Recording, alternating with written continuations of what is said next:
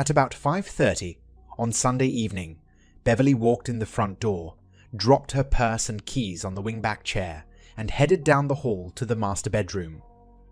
I don't know for sure if she saw me sitting in the den, but it didn't matter.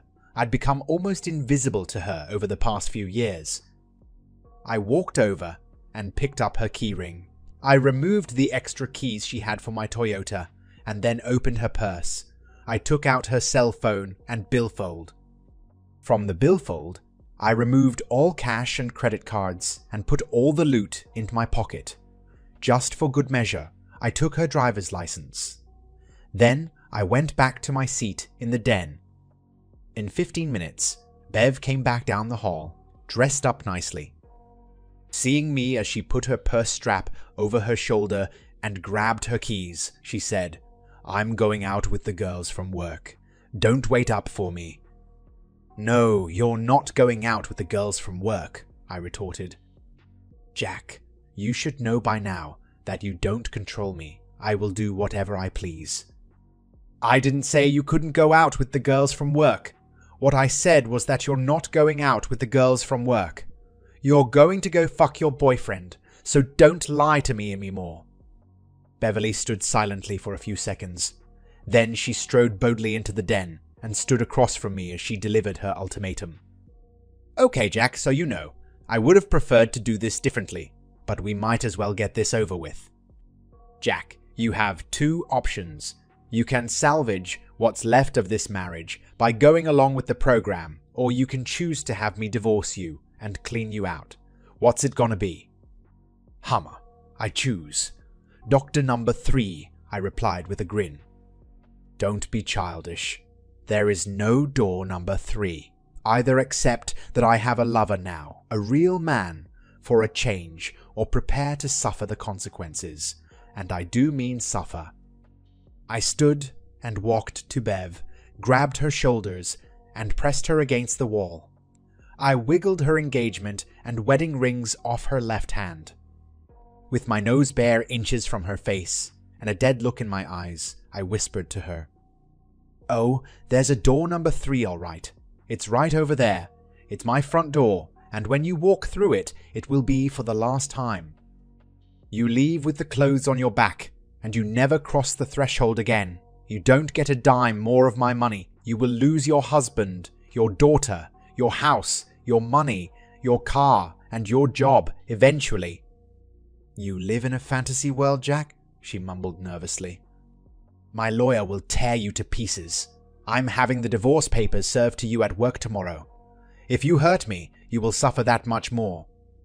I pulled her shoulders away from the wall and frog marched her to the front door, stumbling in her high heels. She was yelling incoherently as I shoved her out the door. Bev was barely able to maintain her balance, and her cool was entirely gone. In our entire marriage, I had never laid a hand on her, and she didn't know how to react. Standing in the front yard, she began to reassert herself, at which point I closed the door and engaged the new locks. As Bev was driving away, I made the first of 2 calls. I dialed my 19-year-old daughter at college. "Honey, this is your dad. Things have finally come to a head with your mother. She is probably going to be living with her boyfriend, and I wanted to be the first to talk to you. I want you to know that I have our last conversation recorded, along with hours and hours of previous arguments. They are available for you to hear, so please remember that you have access to the truth when she tries to twist things around and blame me, and she will do that. Sweetheart, the truth is, your mother is an adulteress. I don't know how many times she has been with other men, but this time she has found one she is willing to throw our family away for. As I will explain to you soon, that probably means that he is a fairly dangerous person, so be very careful in your dealings with your mom." I went on to ask Patty if she could come home on the weekend so that we could talk and she could listen to recordings if she cared to. Patty agreed to drive home on Friday afternoon. My next call was to Martha, our neighbor at the end of the block. Martha was a war widow in her mid-30s. "Martha, this is Jack. If the offer is still open, I'd like to take you up on it. Can you come over in an hour or so? I hate long drawn-out histories of troubled marriages, so I'll make this one fairly short. Dev and I met and married in our early 20s, and we produced one daughter, Patty. Things were fine for a couple of years, but the news seemed to wear off for Bev pretty quickly. As things went along, she became shrewish in the worst ways. She turned into a complainer, a manipulator, and a taskmaster. I did my best to hold my tongue and make things better for her, but it seems that the more I tried, the worse it got. Indeed, I believe now that I contributed to my own misery by trying to placate Bev all those years. I wish now that I had done things differently and taken control of her and the situation early on. So now, in our mid-40s, things had gone completely off the rails. When I got suspicious of Bev and did a bit of investigation, I found out about her boyfriend pretty quickly, and the results were startling. She had taken up with a bulked-up ex-con with a reputation for violence against women. I don't think that Bev knew it initially, but her lover had at least 2 other women on the hook when Bev came along. The guy's name is Sylvester, of all things, and he is of course known as Sly. I was floored when I found out about him, but in a way, it also made perfect sense to me. So when I knew the marriage was really over, a great relief swept over me, and I began planning. I've read stories where the wronged husband takes half the money. Not me. I took every goddamned penny I could lay my hands on, including whatever cash I could find around the house. I changed the locks, of course, and I had plans to aggravate Bev as much as possible in a very short amount of time. You see, my marriage had taught me a lot about how she reacts, and I planned to use her temper against her. She was a dangerous woman in many ways, but this time she would be a danger to herself too.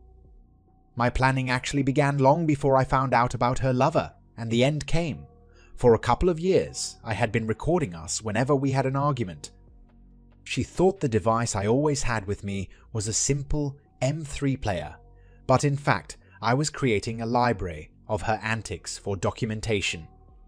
I knew that no one would believe my stories unless I had proof, since she only abused me in that way when we were alone. Around other folks, including our daughter, she was nice as pie. I wanted to be able to out her to everyone, including all friends and family. On the Monday after our Sunday confrontation, I set up for a party in the company break room. Overhead was a large banner reading, "Happy Divorce." I had cake and ice cream ready and anxiously awaited the arrival of the process server. Lucky me, it turned out to be a plump young woman doing the dirty work.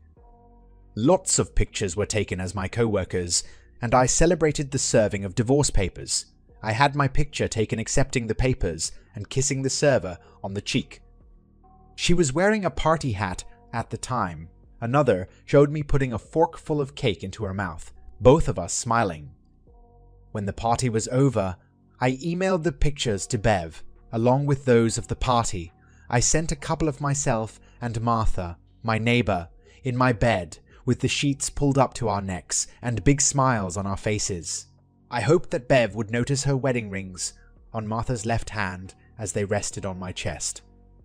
In an hour, I got an angry call. "You son of a bitch! My lawyer will have you for lunch with these pictures. What a dumbass you are!" Not likely, Bev. There is nothing obscene or incriminating in those shots. No nudity. Just 2 neighbors pulling a prank. Just joke pics is all. We'll see about that. Jack, I'm coming by the house tonight to get some of my things. I think it would be better if you weren't there. If I'm not there, you won't be able to get in. All the locks have been changed. If you want anything, you have to get there well before 6:45. Martha and I have a date at 7 p.m, and I sure as hell don't want to be late. Last night, I got the best pussy I've ever had, and there's more on the way tonight. Then I hung up and didn't answer when she called back 5 times. Although I didn't take all her calls from then on, I did listen to all the messages, unlike other guys I read about in similar circumstances. There was a good chance Bev would say something incriminating or give away a secret inadvertently when she made an angry call. In fact, she did reveal herself several times in the coming weeks. At 4:30 that afternoon, I took a ride to the parking lot at Bev's work. I wanted to get there before folks started coming out to go home. I had made sure there was no surveillance on the lot, and what I had to do would take under a minute. I pulled in next to Bev's car and slipped around it, clipping the valve stems on all her tires with a wire cutter. Oh yeah, she'd be pissed. Plus, she'd never get fixed in time to get to the house before 6:45. But it was about 6:35 when she showed up. She had apparently taken a ride with someone, so I knew she was pretty desperate to get into the house. After all, I had seen receipts for clothes she'd bought that I knew she hadn't brought home, so she had to have plenty of clothing at her lover's house. She must want something else. I slipped out the back door and hustled down to Martha's house, leaving Bev beating on the front door and screaming. When I returned that evening, my front door window was destroyed and there was blood all around it. After viewing the surveillance video from the front porch, I called the police. The video showed Bev beating in the window with a tire iron, apparently gotten from her friend's car. You could plainly hear her threatening to kill me as she broke the glass and reached inside. Unluckily for her, the deadbolt I had installed was the kind that required a key to open either side. When she pulled her arm back through, she sliced up her forearm pretty well, which prompted another round of screaming and threats from her. I reported the incident to the police immediately, and one of the officers kindly led me through the process of filing for protection. By the next morning, Bev was served papers prohibiting her from coming within 500 feet of me or our house. To say she was pissed off would be putting it mildly. "What the hell do you think you're doing, asshole?" That's how her next phone call began. She was livid and threatened me again. I got the entire conversation recorded, unbeknownst to her. Hours later, after she'd calmed down somewhat, she called again. She said she was sending her friend Lindsay over that evening to collect some of her stuff. What is she so desperate to have from the house, I thought. So, I agreed to receive Lindsay at 5:30 that Tuesday evening. I left work a bit early so that I could set up a video camera in my bedroom with a monitor in the middle bedroom. Lindsay arrived on time, and I was extremely cordial. I sat on the bed as she loaded some clothes in 2 black plastic trash bags. Lindsay looked at me nervously and then asked if I'd get her some water from the kitchen. I smiled and walked into the middle bedroom. As soon as I looked at the monitor, I saw Lindsay sneak a shoebox from the closet into the bag nearest her. Then she went back to selecting clothes. I quickly grabbed a glass of water from the kitchen and went back to the bedroom. "I think that'll do it," she said. "Would you grab that bag and I'll take this one?" "Oh, that one looks heavier, Lindsay. Let me take it." No, we're fine. Just grab the other one, okay?" "Is there something in that one I should know about, Lindsay?" I asked as she started to fidget and drag her bag toward the door. I held her wrist and pulled the bag open. "It's just clothes and stuff Bev needs," she said anxiously. "You're a particularly bad liar, Lynn. What's in this box I'm feeling down in here? You want to tell me about this?" I pulled the shoebox out and opened it. The box was packed with bundles of $50 and $100 bills, all used looking. "Lindsay, you're trying to steal from me." I stood and pulled her arm behind her, marching her toward the door and down the hall. "Jack, that's Bev's money. She sent me here to get it. I'm not stealing anything." "Well, you came into my house to get clothes, and I catch you walking out with a box of money. I call that stealing. I didn't see Beverly's name on that box. You're a thief, Lindsay. I'm going to call the cops right now." "No, Jack. Don't do that. I can't go to jail. I have kids and a husband, for Christ's sake." I sat Lindsay down on the couch and got right in her face. "Lindsay, You're not welcome in this house ever again." She pleaded with me some more and she began to cry. "If you want to redeem yourself, you have one chance. You will leave this house and report to Bev that I caught you stealing. Then, you will report into me everything that you hear or see, especially anything related to our divorce or her activities with Sly. You won't let her know anything about our arrangement. Bev is making a really bad decision taking up with this loser, and you will ultimately be helping her to get away from him if you cooperate with me. And Lindsay, I have the whole episode on video, and I can call the cops at any time." Lindsay reluctantly agreed to be my mole. As soon as she was gone, I took the box of money and went to Martha's house down the block. She agreed to hold it for me until I could get it safely tucked away where Bev could never find it. I knew where the money had likely come from. Bev's Aunt Mabel had been a notorious miser, and when she died a few months back, Bev had been her only heir. I knew that her aunt had left a small cabin in a rural area to her, but nothing was ever said about money. Apparently, when Bev inspected the cabin after the will was read, she'd found her aunt's cash stashed there. When my slut of a wife called screaming, I recorded the conversation, but I was careful about what I said. "That money is mine, Jack. I want my damned money." "Bev, I don't know what you're talking about. I caught Lindsay trying to steal cash from my bedside table. That's my money. You know damned well what I'm talking about. The money is in the shoebox, and it's mine. It's from Aunt Mabel. I inherited it." Well, maybe Lindsay did find some money in a shoebox, but if she did, she must have taken it with her and kept it. I don't have it. Maybe Lindsay stole it from you, and if you had some money here that I didn't know about, then you didn't report it on your taxes last year. I know, since I read over and signed the tax returns. You can call the police to come investigate, and then we'll let the IRS know that this money, if it exists, didn't get reported. She slammed the phone down. There would be some sort of retribution. I knew it. I'd pushed Bev's buttons too hard for there not to be. She couldn't afford to be caught near the house, due to the restraining order. Since I'd started by sabotaging her car, I thought she might try to get back at me through my car. So, I had a camera installed on the dashboard, but that wasn't enough. I wanted good shots of her doing the deed, if that was the route she decided to take. So, when I parked in the parking garage on Wednesday morning, I set up a camera outside the car, shielded from view. This camera transmitted video that I could monitor at my desk. An hour before lunchtime, I watched the laptop as Bev parked her car behind mine, got out, and began pounding my car with a hammer. She broke every window and dented every fender. I winced a bit as the camera caught her smashing the windshield and screaming, "I'm gonna bash in your head!" I dialed the cops and had a cop car waiting for her as she emerged from the parking garage. When I showed them the video and my wrecked Toyota, they cuffed Bev and took her to jail. It was apparent that she'd done enough damage to qualify for a felony. The resisting arrest charge was gravy. She turned to look at me with a pleading look as they took her away, and I just stared at her.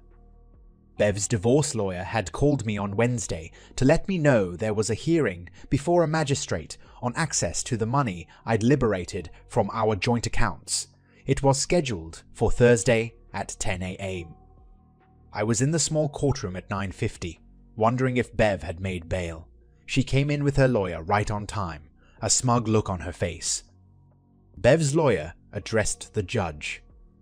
"Your Honor, my client has been cut off from the bank accounts she has shared with her husband. He unlawfully removed all the money after she filed for divorce. We are asking the court for a 50-50 split at this time. Mr. Reynolds, do you have anything to say?" "Yes, Your Honor. My adulterous wife has ample funds of her own that she has been siphoning off from our joint accounts for months. The money I removed was reasonable compensation since I am responsible for house payments and bills. She abandoned our marriage and moved in with the man she is cheating on me with. Bev stood up. That's a lie. He took all the money out of our savings and checking. He didn't leave me a dime. I don't have anything. Dev's lawyer took her arm and pulled her back into her seat. They had a bit of a conference while I passed the paperwork to the judge. Your Honor, these are banking records for the past year. You'll note the amounts up until a few months ago include Bev's paychecks, shown in yellow highlight. Also, there are periodic bonuses, shown in orange highlight. Then, about 6 months ago, her checks stopped being deposited in the joint account, and her bonuses also disappeared. I have a recording of my chat with her personnel office, if you care to hear it, that verifies her direct deposit was altered at that time. The total amount diverted from our joint account is in the thousands of dollars, Your Honor. So clearly, my adulterous wife has ample funds, all stolen from our marriage. His Honor looked at the bank statements and then looked over his specs at Beverly. Do you have anything to say about this, Mrs. Reynolds? Dev's lawyer slowly rose and spoke. Your Honor, the fact that my client may have some funds of her own does not free Mr. Reynolds of responsibility to give her her due. Well, Counselor, I don't like it when people lie to me. Miss Reynolds stated that she was destitute, which I knew was bull when she walked in here with a pricey fellow like you in tow. Now we see that she is amply funded by money that should have been community property, and she tried to deceive both her husband and the court about that fact. As Mr. Reynolds is paying the bills out of his funds, I see no reason to change any financial arrangements at this time. When the divorce settlement is finalized, the assets will be declared and divided accordingly. Case dismissed. Bev caught me in the hallway as I was leaving. I'll get you, you bastard! I'm gonna tear you down. Bev, you're not supposed to be within 500 feet of me. I'll call the cops if you don't move. By the way, how did you like jail? Are you ready to spend a lot more time there? You've got a felony charge pending. I could tell she wanted to take a swing at me, but I just kept moving down the hall toward the door, and she stood there with her fist balled up and her face contorted and red. That evening, I went to a local bar. Not my usual hangout, but it was a place I'd met an interesting guy a month earlier. The reason the fellow was interesting was that he had a crappy car. Luckily, Zeke was there, at his usual bar stool. Hey man, I remember you. What's your name again? Not important, Zeke. Hey, do you still have that piece of shit car? Oh, God, yes. I hate that thing. The wife took the good one when she ran off with that creep in a suit. Now, the air conditioner is out on it, and I'm dying in this heat. Nobody will buy it, and it's the only way I have to get around. She took all the money, and my credit is bad. Do you have your insurance paid up on it? If you do, I might be able to help you unload it and get something better. I'm all ears, bro. Suppose you were driving down, say 38th Street, and a grey cat suddenly ran out in front of you. You naturally slam on the brakes. And say a lady was following you too close, and say a lady was following you too close and crashed into the back of your dog-ass car. At anything over 15 miles an hour, you'd be totaled. If you had your head braced against the headrest and your seatbelt on, you'd be okay physically. Insurance would cover your loss, and you could at least get a vehicle with air conditioner. Yeah, but what if the person who hit me got hurt? I couldn't do that to some poor schnook. Well, I could guarantee you that the person would be a cheating bitch of a wife with no one else in the car if you were to follow my instructions.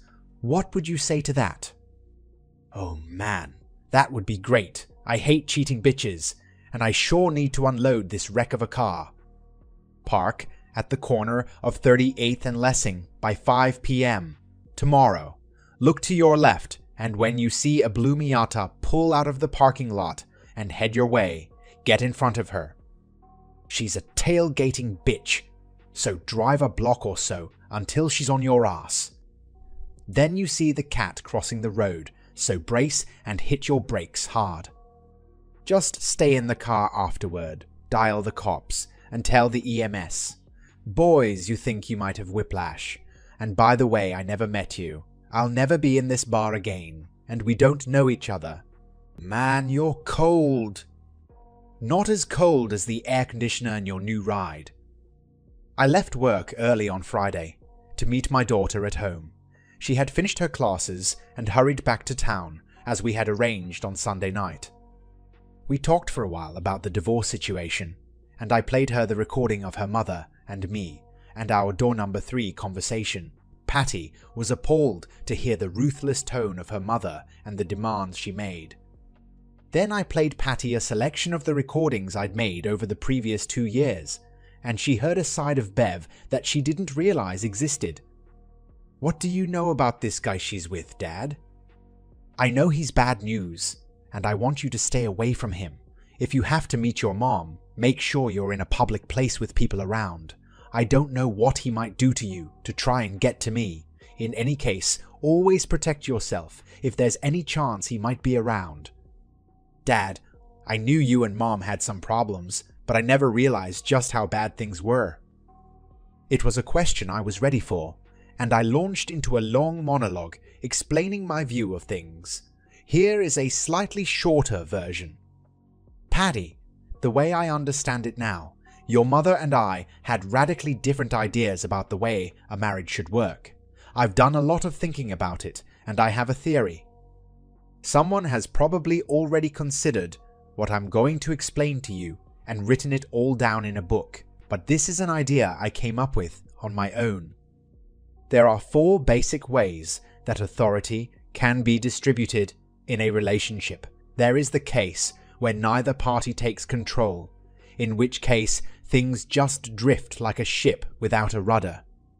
It can also happen that both people assume responsibility. In that case, maybe they constantly fight over who's in charge, or maybe they divide things up so that each person has control over some aspects of the relationship. Maybe they are even able to share responsibility equally. That's the way I came into the relationship expecting things to be. It didn't turn out that way. Another way it can go is that the man is in charge. I know we think of paternalistic relationships as abusive and demeaning to women these days, but if the man is totally devoted to his wife, it can be like Snow White and Prince Charming. It can be a fabulous life for a wife with the right temperament. She will live without the worry of making hard choices, assured that her man will always take care of her. Or it can be like your maternal grandparents. You know how Granny was always meek as a mouse, and your grandfather was heavy-handed, bossy, and occasionally cruel. That's what your mom saw growing up, and I think now that's what she expected in our relationship. So, when I tried to share the top spot with her, she began to see me as weak. The more I catered to her, the more she disrespected me. That brings me to the last possibility, the wife-dominant relationship. I think your mom decided to be the boss when I failed to live up to her caveman image. She became abusive toward me. She decided what projects were going to be done, and they had best be done to her satisfaction. I can't tell you the number of times she put me on a project and then stood there, dictating exactly how I was to do it. It's about the same as the number of projects that never got finished, because I could not stand to be made to feel like an abused employee in my own house. She would literally tell me how I needed to hold my hammer or screwdriver while I was building or fixing something. It was totally micromanaging and intolerable. You see, when the wife is dominant, there is something that goes against human nature in most cases. I don't see how that type of power distribution can ever work. A husband can be dominant and retain love and affection for his wife, but a wife loses respect for any man she dominates. I think that's what happened to us. When I began to realize how things were going and fight back, Beverly did not view me as taking charge. By that time, she had me pegged as a wimp, and when I refused to allow her to boss me, she just saw me as a recalcitrant child. I could never regain her respect. I think this divorce process is my last chance to get her respect, so you will understand my actions when you see how hard I have to make it on her. Patty, soon you will find someone to take as your life partner. When you work out things like decisions about having children, what work to do, and where to live, work out how you're going to exercise authority. Be sure you and your mate know what to expect, and be sure there will be mutual respect. Otherwise, you'll both be miserable, and you may well wind up in the situation Beav and I are in. I will, Dad. I promise. A little later, the phone rang. Mr. Reynolds, this is Memorial Hospital. Your wife has been in a car wreck. She's stable and not injured too badly, but she will be with us at least overnight. Patty and I drove to the hospital, and I let her go into the room first. Patty didn't stay long, and I asked to talk to Bev alone when she came out. Looking grim, I suspected there had been harsh words from Patty. "Gee, you look like crap, Bev," I said with a slight grin. "What a shitty week for you, huh? First, you lose your marriage, husband, and house. Then you get served with a restraining order, and then arrested for a felony. Then you lose out on some money you'd counted on. Now your car is wrecked, and you're in the hospital with a broken wrist and your face blasted by the airbag. I think this divorce is working out much better for me. I've even got great pussy waiting for me anytime I want it." "Fuck you," she replied. "Hey Bev, where's old Sly? He didn't come to visit yet. No worries. He's probably fucking one of his other women right now." She blanched. "You probably didn't know about the others when you started all this, did you? Looks like you know now. Wonder how long it'll be before he wants you to service one of them. I never thought of you as a rug muncher, but it's probably a good skill to learn, seeing as how you'll need it in jail." "I'm not going to jail. My lawyer will get those bogus charges dropped." "Really?" "Because when I talked to that district attorney, he indicated he was going to throw the book at you. He's got photographic evidence, and he has an election coming up. He wants to look really tough on crime about now. I think he'll ask for the max." She just sat there staring. "Hey, what car insurance company did you decide to go with?" I asked. "Car insurance? Would I mean? We have the same old." "You mean you didn't get covered this week? When you filed on me, I dropped your car from the insurance? Surely you knew that. I mean, you demanded that your Miata have only your name on the title, so it is your responsibility." "Honey, if you didn't get coverage this week, you're really fucked. You'll have a couple of tickets to pay, towing charges, and 3 years of payments to make. You might not be able to afford another vehicle, and that Miata will be sitting in the back corner of some junkyard for eternity, while you're still paying for it. But you might not need another car, since you won't have a job after you get convicted of a felony. Plus, the guy you hit may have medical bills, and his insurance company is gonna come after you for damages. Holy shit, but at least you have your healthcare covered, right?" "I'm on your..." No. I dropped you off my health insurance on Monday. You didn't get that changed either."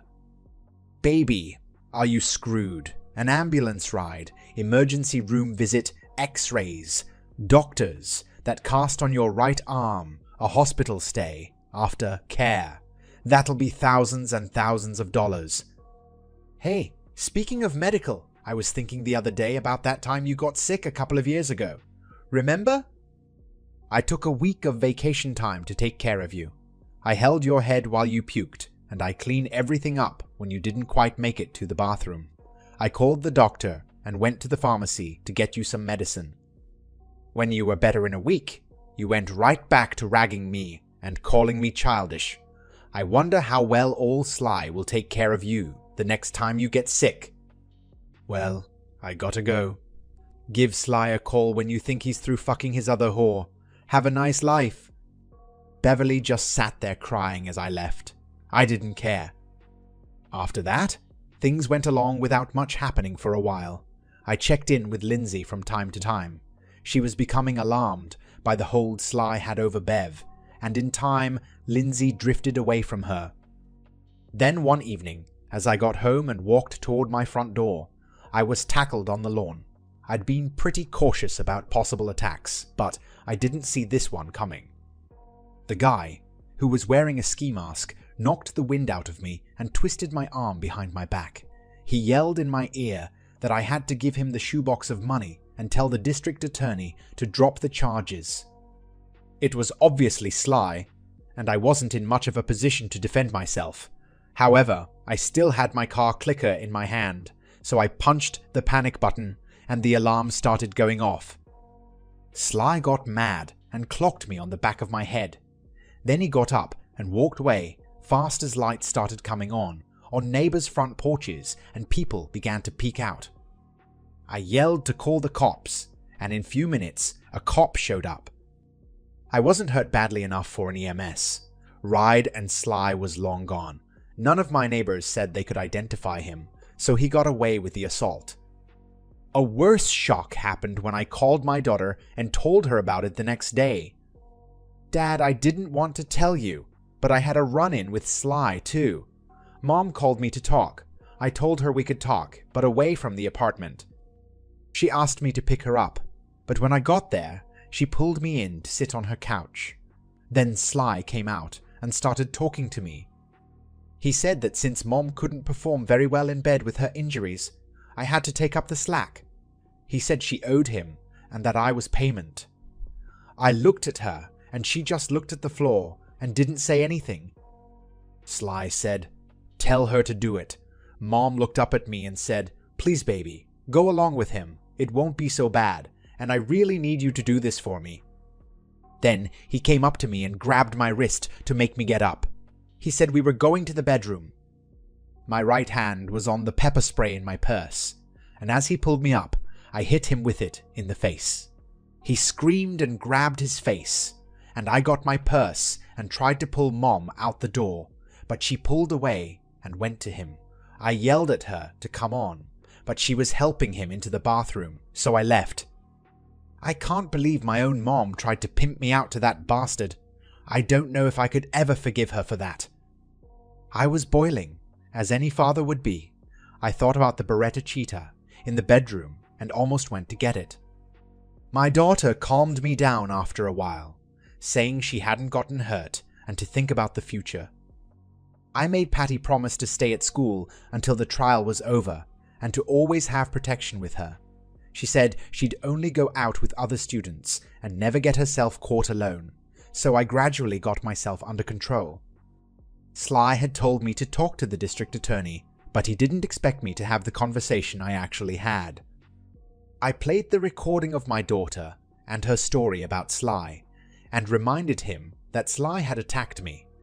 The district attorney asked if I wanted to lighten up on Bev, or maybe drop the charges. Absolutely not. I want you to ask for the max. Bev is under the control of this snake, and the only way I can see to help her is to get her away from him. A few months in jail might straighten her out. The district attorney agreed, and the trial moved forward. I felt pretty secure at home and at work, but there were times when I was vulnerable. When I was going to or from the parking garage, I was open to attack, but I was most wary on my drives to and from work. Our house is located in a subdivision some 10 miles down a ranch road. For a 15-mile stretch, it's the only turnoff from that road. The only other thing out there is a series of large ranches with locked gates. So, I was very conscious of the other traffic on that long drive home. I carried the Beretta in the car with me constantly. One evening, a few days before Bev's trial was to begin, I saw the pickup's headlights behind me, about 2 miles down the road to home, and my skin began to feel prickly. Soon, I had him 20 feet from my back bumper, doing 55 miles per hour. I punched the cops on my phone and the record button on my little recorder. As I eased my speed up to 70, the pickup stayed with me. I gave a running commentary to the operator, asking her to call the detective who investigated my beating. The pickup kept up the pressure for another 5 miles, as I frantically told the operator what was happening. The pistol was out on the seat beside me, and I eased off the safety. I realized that there was a bridge ahead, over a small creek bed with old-fashioned concrete abutments. I guessed that Sly, or whoever was driving the truck, would make his move to force me off the road there. With 100 yards to go before the bridge, the pickup accelerated around me, and I knew he would try to edge me off the road. I caught a glimpse of Bev's face in the passenger seat of the pickup as it came abreast. I hit the brakes hard enough to go into a slide, but as it turned out, not so hard that I lost control. The truck pulled in front of me, but he missed my front bumper due to my braking. My car wound up sideways on the shoulder, the rear on the slope down to the creek bed. I scrambled out, grabbing the pistol, my phone, and the recorder, and headed down the steep gravel slope and under the bridge. As I headed down, I saw the brake lights on the pickup go on. I stumbled in the dark, feeling my way under the bridge. This was a great way to meet a rattler, resting on the warm ground, but that was not the snake I was worried about at the time. I was breathing hard and trying to find the safest spot to hide. At last, I stopped and chambered around in the Beretta. I waited, but I heard nothing for a while. The cell phone connection to the cops got dropped. I tried to redial in the dark, but being under the bridge was not the best place to get a signal. I was stuck, and I had no idea if help was on the way. At least, I wasn't hearing the growl of that pickup above. I wasn't about to move. I told myself I'd spend the night there if I needed to. It seemed to take forever, but it was probably only 5 or 10 minutes until I heard the siren in the distance, coming from the same direction as I had. If they were that far behind, they'd never catch the pickup. The cop car apparently stopped when they saw my car on the shoulder, and I began to head back up the slope, leaving the Beretta under the bridge. I held up my hands and asked them not to shoot. As I got near the road, I saw that there were 2 cars, and they were arranged across the road, blocking both lanes. About the same time, I heard sirens coming the other direction, and saw the pickup coming back toward the bridge. I hit the dirt. From the ground, I couldn't see much, but I heard the pickup screech to a halt, and the officers call to the driver to get out and get on the ground. The other cop cars, trailing the pickup, stopped behind it. Soon, it was over. Bev and Sly the Snake were in custody, charged with attempted murder. I was rattled, but I went home, took a shower, and tried in vain to sleep. When your spouse is arraigned on several felony counts, divorce seems to go very easily. I got lots of sympathy from the judge and no resistance from Bev or her frazzled lawyer. Bev was frantic to spend as little time in jail as possible. She offered, through her lawyer, to give me basically everything in the divorce for any help I could provide in reducing her sentence. During the sentencing hearing, I testified that she had been a good wife and mother until she'd come under the influence of Sly. I told the judge that, in time, I could forgive her for trying to kill me. I failed to mention that she'd almost surely cheated on me with other men and had made my life hell for years. I couldn't read her expression in the courtroom, and I never talked to her directly during that time. In the end, Sly went to prison for a long time. It was not his first offense. I heartily hope he's roommates with a large, sweaty man named Bubba who thinks his ass is cute as candy. The judge was kinder to Bev, but it would be at least 3 years until she was up for parole. So, it's been about 4 years since Bev got put away. I heard from the district attorney's office that she was out on parole about a year ago. I kept waiting to hear from her. I know that she's not in contact with Patty either. Revenge is great and all, but not as great as resolution. I found that I could not help thinking about all that had happened, and so I did something I would not have anticipated. I looked up my ex-wife. Bev, this is Jack. I have something of yours, and I want to give it back. I was calling the halfway house where Bev now resided. For several seconds, I didn't know if she'd heard me. There was no response. Beverly, I have a shoebox to give you." I thought she might hang up, but eventually she spoke. "Where? When?" "I don't care. We can meet somewhere neutral, like a restaurant, or you can come by the house. Whatever you want. On Sunday, maybe. Are you available on Sunday?" She was silent some more. "I'll be by on Sunday at 2 o'clock. The phone went dead. "How do you go about getting ready for a meeting with your ex-wife, the mother of your child, the woman who tried to kill you, and a convicted felon?" I made lemonade and cookies and dressed casually. I opened the door for Bev, and there was no attempt by either of us to even shake hands, much less hug. We just said hello, and I motioned her into the den. Her hair was much shorter than before, and her look was hard. Not much makeup, if any. She was now a woman of 50, and she looked every bit of it. On the coffee table were drinks, cookies, and the shoebox. She sat opposite the couch, and I offered her refreshments, which she declined. Did she suspect I tried to poison her? "Okay, if you don't want lemonade and cookies, I guess the only other thing is the shoebox, and anything we might have to say to each other."